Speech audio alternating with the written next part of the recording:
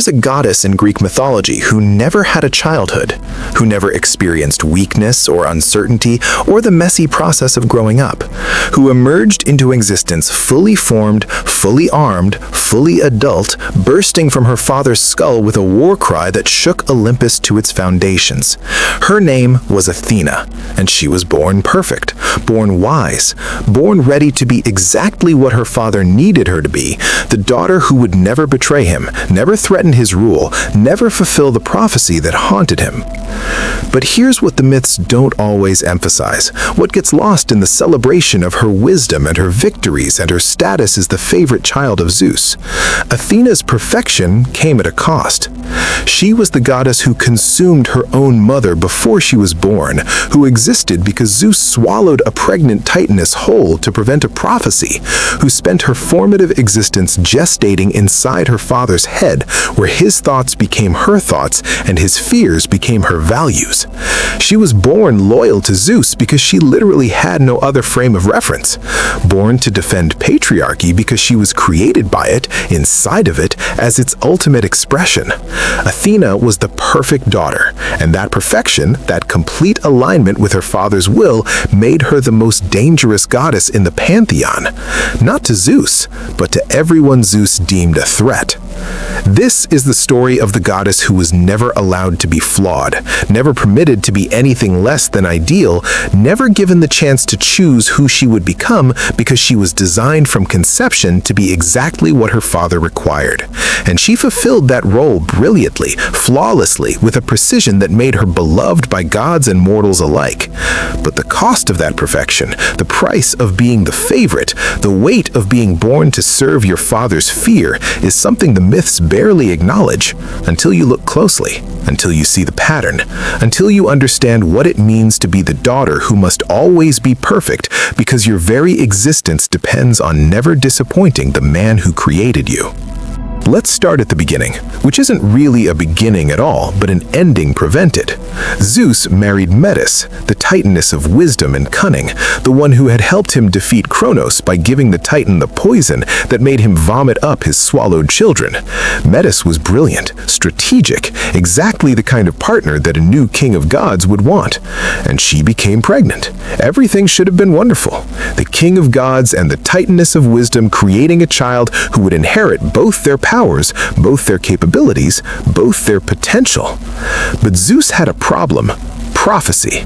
The same kind of prophecy that had driven his father Kronos to madness, that had driven his grandfather Uranus to cruelty, that haunted every generation of divine rulers.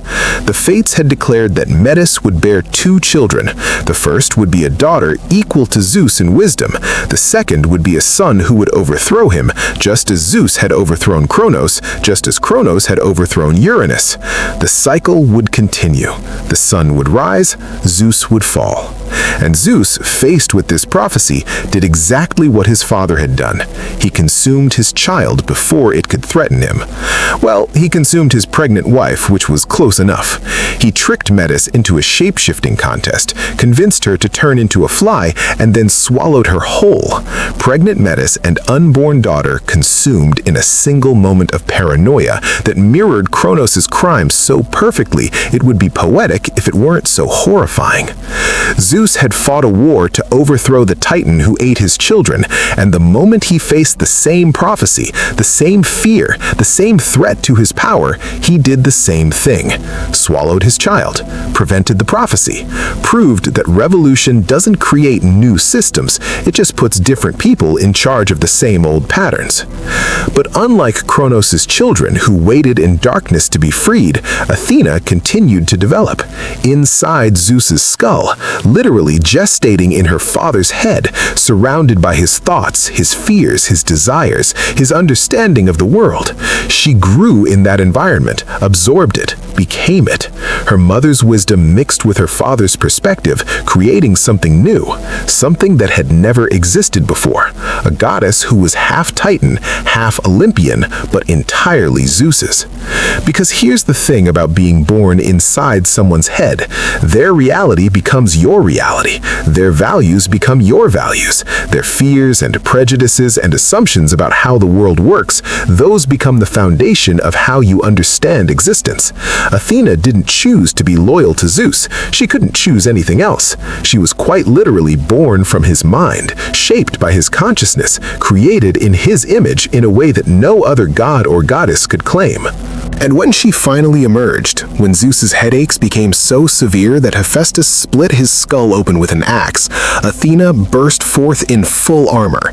Not a baby, not a child, but a fully adult goddess, ready for war, shouting her battle cry, holding a spear and shield, wearing the aegis with the head of Medusa emblazoned on it.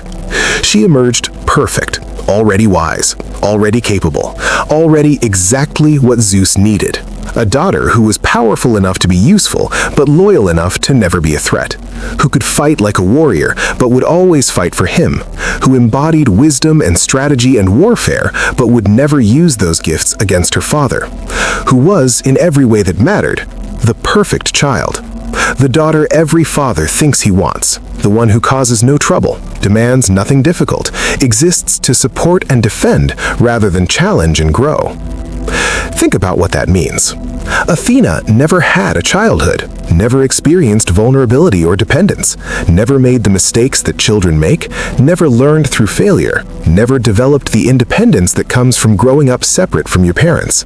She sprang into existence as an adult with a fully formed personality, fully formed values, fully formed loyalty. She never had the chance to rebel, to question, to develop her own perspective separate from her father's. And the Greeks celebrated this. They saw Athena's birth as miraculous, proof of Zeus's power and cleverness, evidence that even prophecies could be circumvented. They never seemed to ask whether Athena might have preferred to have a childhood, whether she might have wanted to know her mother, whether being born perfect might actually be a curse disguised as a blessing. Because perfection is a prison. When you're born perfect, when you emerge into existence already meeting every expectation, already fulfilling every requirement, you have nowhere to go except down. Any mistake, any flaw, any moment of imperfection becomes a betrayal of what you're supposed to be. Athena was the goddess of wisdom, which meant she had to always be wise. She was the goddess of strategic warfare, which meant she had to always make the right tactical decisions. She was Zeus's favorite daughter, which meant she had to always support him, always defend him, always prioritize his interests over everything else. She couldn't afford to be wrong, couldn't afford to be weak, couldn't afford to be anything except exactly what she was born to be. And she played that role perfectly, for eternity, without complaint, without rebellion, without ever questioning whether the perfection she embodied was actually what she wanted for herself. Athena became the patron goddess of Athens after winning a contest against Poseidon. Both gods wanted to be the protector of the city that would become the crown jewel of Greek civilization. Poseidon offered a spring of salt water, impressive but useless. Athena offered an olive tree, practical and sustainable, exactly what the citizens needed. They chose her. And she became not just the patron of Athens, but the embodiment of Athenian values, wisdom, democracy, civilization, strategic thinking, the triumph of intellect over brute force. She was the goddess who represented everything the Athenians believed made them superior to their neighbors. She was their ideal made divine, their self-image reflected in immortal form. And she took that role seriously. Defended Athens fiercely, guided heroes and statesmen, appeared at crucial moments to offer wisdom and support. She was, by any measure, an exceptional patron goddess, devoted, engaged, actively invested in the success of her city. But here's where Athena's story gets complicated, where the perfect goddess reveals the shadows that perfection always casts. Athena was merciless to women, absolutely merciless. When Medusa was assaulted by Poseidon in Athena's temple, Athena punished Medusa, not Poseidon. Medusa, the victim. She transformed the woman who'd been violated in her sacred space into a monster with snakes for hair, a gaze that turned men to stone, a creature so hideous that heroes would hunt her for glory. Why? Because Poseidon was too powerful to punish directly. Because gods protect other gods even when they commit atrocities. Because Athena's allegiance was always to the patriarchal order that her father ruled, and that order required that women who were violated somehow shoulder the blame for their own violation. Athena, the goddess of wisdom, couldn't see the injustice. Or she saw it and chose power over justice, chose protecting her temple's sanctity over protecting the woman who'd been harmed there.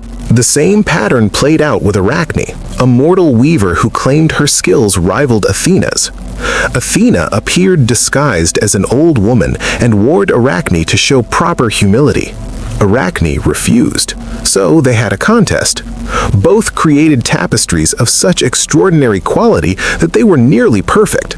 But Arachne's tapestry depicted the crimes of the gods, Zeus's rapes and deceptions, the divine abuses that mortals suffered.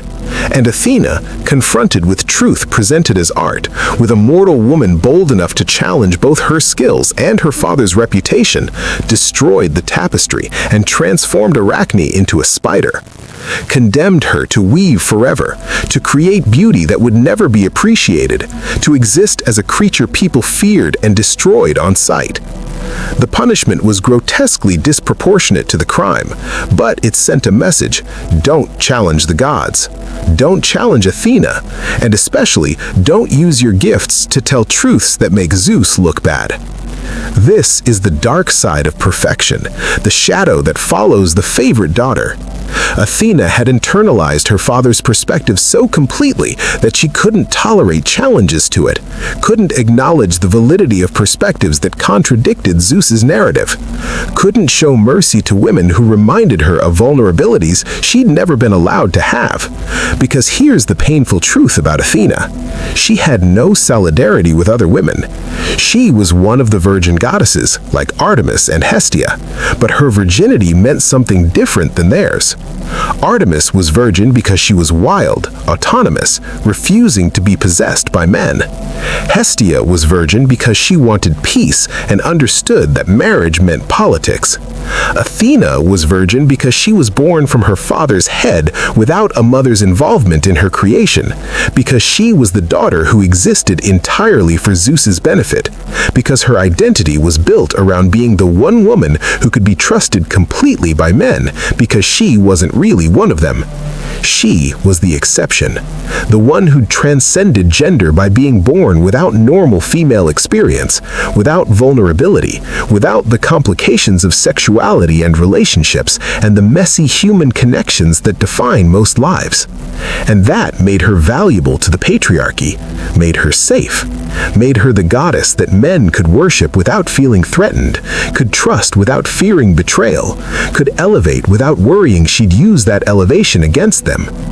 Athena was proof that women could be wise and powerful and valuable if they were the right kind of woman, the kind who supported rather than challenged, the kind who punished other women for being too bold, too skilled, too honest about what they'd suffered, the kind who defended her father's kingdom even when that meant participating in injustice, upholding systems of power even when those systems caused harm.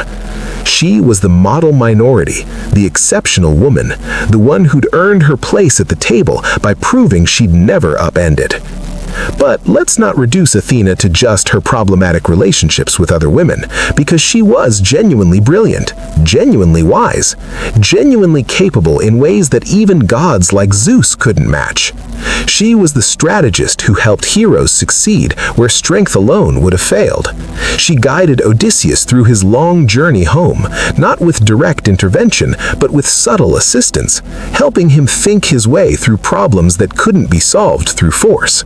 She helped Perseus kill Medusa, though there's bitter irony in the goddess helping a hero kill the monster she herself had created. She supported heroes like Heracles and Bellerophon and Jason, giving them tools and wisdom and guidance that made their impossible tasks possible. She invented the bridle that tamed horses, the olive tree that fed civilizations, countless tools and crafts that improved human life. She was the goddess of useful knowledge, practical wisdom, the kind of intelligence that solves problems rather than just understanding them. And in warfare, she was the goddess of strategy rather than bloodlust. While Ares represented the chaos and violence of battle, the rage and destruction and mindless slaughter, Athena represented warfare as an intellectual exercise, as tactics and planning and understanding how to win with minimal casualties. She was the goddess generals prayed to, the one who could see the entire battlefield and understand how to position forces for victory. She embodied the idea that intelligence is more powerful than brute strength, that thinking ahead beats reacting in the moment, that wisdom applied to conflict saves lives and achieves objectives that violence alone never could. She was, in this sense, the patroness of civilization itself, because civilization is what happens when humans start solving problems through planning and cooperation rather than pure force. Athens flourished under her guidance. The city became a center of philosophy, art, democracy, everything that Greeks considered the peak of human achievement. And Athena was credited with much of that success, seen as the divine force that elevated Athens from just another city-state into something that would shape Western civilization for millennia. The Parthenon, one of the most famous temples ever built, was dedicated to her. Inside stood a statue so magnificent that people traveled from across the Mediterranean just to see it. Athena Parthenos, made of gold and ivory, towering stories high, holding a Nike in one hand and a spear in the other, her shield resting beside her with a serpent coiled at its base. She was wisdom and war combined, civilization and strength unified, the perfect embodiment of what Athens believed itself to be. And she defended that city fiercely, appeared during battles, guided leaders, never abandoned the people who'd chosen her over Poseidon. But here's the question that hangs over Athena's mythology. Did she ever choose herself? Did she ever want anything that wasn't aligned with her father's interests, or her city's needs, or the role she'd been born to play? The myths don't give us much evidence of Athena having personal desires, personal dreams, personal conflicts between what she wanted and what was expected of her. She's almost too perfect, too aligned with her divine duties, too content with being the wise virgin warrior who serves and protects and never demands anything for herself. And that absence of personal desire, that complete dedication to duty, could be read as admirable self-sacrifice. Or it could be read as the tragedy of someone who was never given the chance to develop a self separate from her function, who was born to serve and never questioned whether service was all she wanted from existence. There's a moment in the Odyssey that reveals something crucial about Athena. She's guiding Odysseus home, has been helping him for years, and when he finally reaches Ithaca, she appears to him disguised as a young shepherd. Odysseus, ever cunning, lies about his identity, and Athena, rather than being offended, is delighted. She reveals herself and basically says, "This is why I love you, because you're like me. You think before you act. You use intelligence as a weapon. You understand that truth is a tool, not an absolute. You're strategic in ways that most heroes aren't." And in that moment, you see what Athena values: cleverness, strategy, the ability to adapt and plan and win through thinking rather than just fighting. She sees herself in Odysseus, sees a kindred spirit, sees someone who operates the way she does, using wisdom as the primary tool for navigating a dangerous world. But that affinity also reveals something else. Athena's relationships are all based on utility, on shared values and mutual benefit, on people being useful to her or aligned with her goals.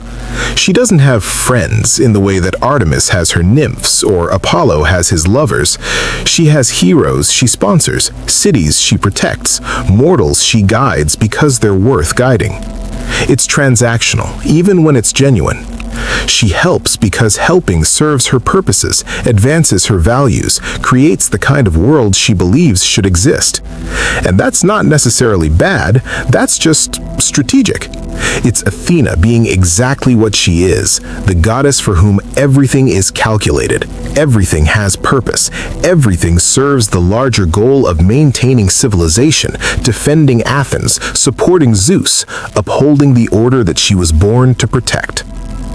There's one relationship in Athena's mythology that stands out as genuinely non-strategic, genuinely emotional: her relationship with her half-brother Hephaestus.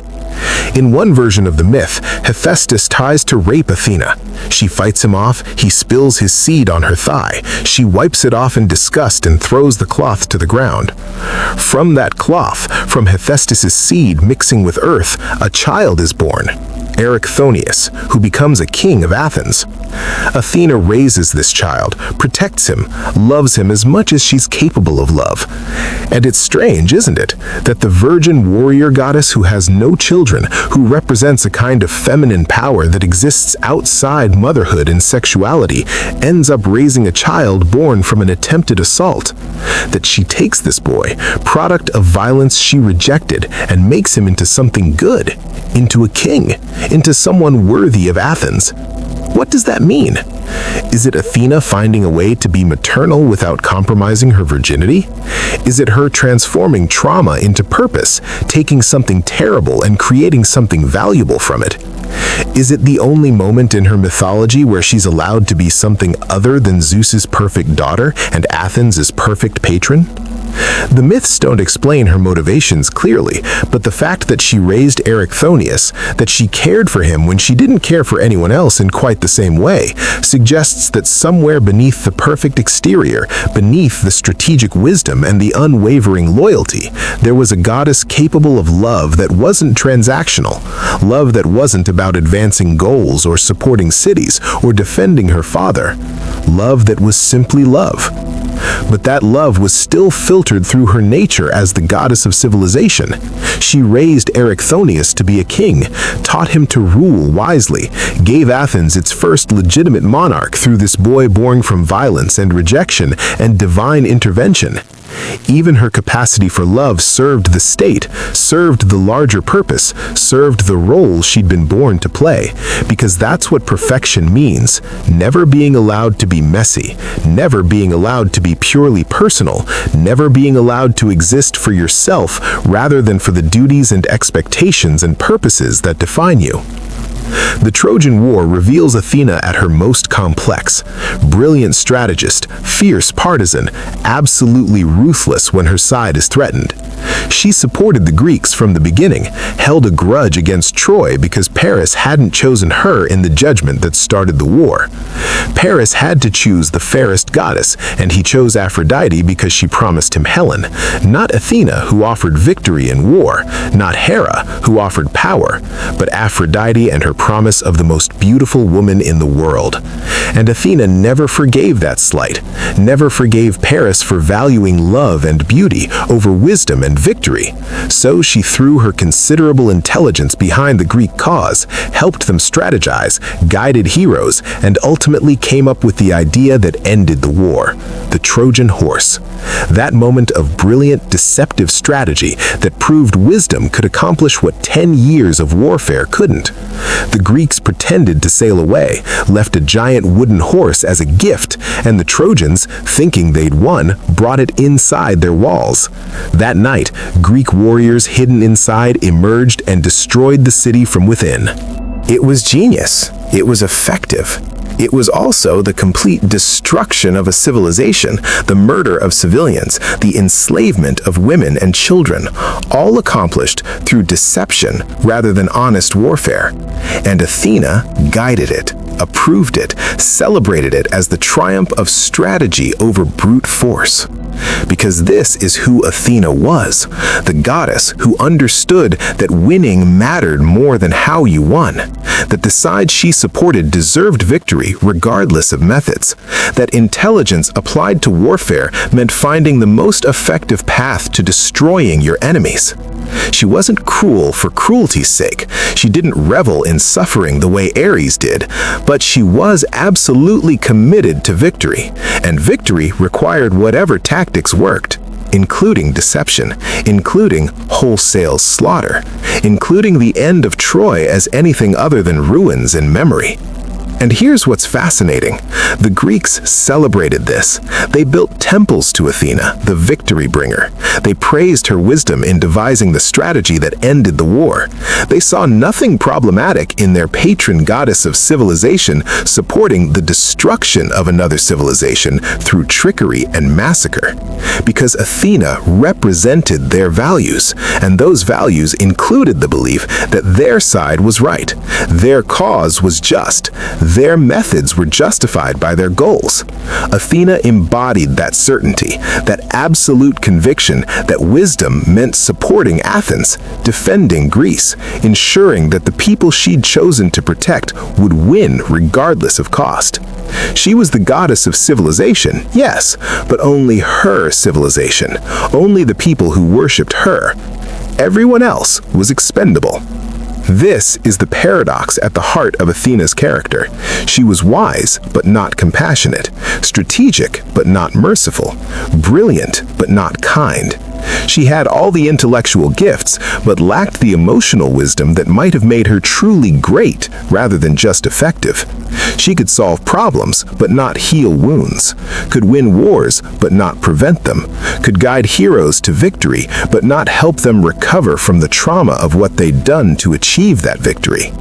She was, in many ways, the perfect representation of a certain kind of masculine ideal: rational, strategic, unemotional, focused on outcomes rather than process, on winning rather than on what winning costs. And she achieved all of this while being female, which made her safe for the patriarchy to elevate. She was the woman who thought like a man, who valued what men valued, who could be powerful because her power always served rather than challenged male authority. But the cost of being the perfect daughter, the cost of being born from Zeus's head and shaped entirely by his consciousness, was that Athena never developed empathy for experiences she hadn't had, never understood vulnerability because she'd never been vulnerable, never learned mercy because she never needed it, never questioned authority because she was born from authority, literally gestated in the mind of the king of gods. She was wisdom without compassion, intelligence without kindness, strength without gentleness. She was what you get when perfection becomes the goal rather than growth, when being right matters more than being good, when strategy replaces empathy as the primary way of engaging with the world. And yet, despite all of this, despite the shadows and the complications and the uncomfortable truths about who Athena actually was beneath the mythology, she remained beloved. Athens worshipped her for centuries. Philosophers honored her as the patron of wisdom. Warriors prayed to her before battle. She was, by any objective measure, one of the most successful gods in the Greek pantheon. She achieved everything she was born to achieve, defended her father, protected her city, guided heroes to victory, embodied the values that Athens believed made them superior.